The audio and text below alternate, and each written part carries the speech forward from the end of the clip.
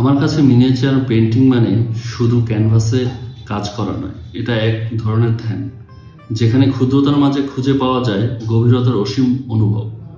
আমি গৌতম পাল, একজন visual artist.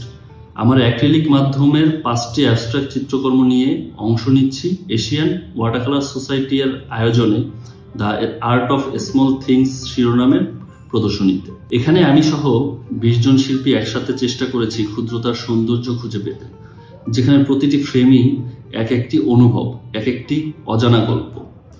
আপনাদের আমন্ত্রণ জানাচ্ছি এই রঙের জগতে একটু হেঁটে আসতে, দেখে যেতে কিভাবে ছোট এক তুলির আঁচড়ও জাগিয়ে তুলতে পারে এক বিশাল অনুভূতি। দেখা হবে the art of small things প্রদর্শনীতে 14 থেকে 18 নভেম্বর গ্যালারি ইলিউশন, লালমাটিয়াতে। ধন্যবাদ।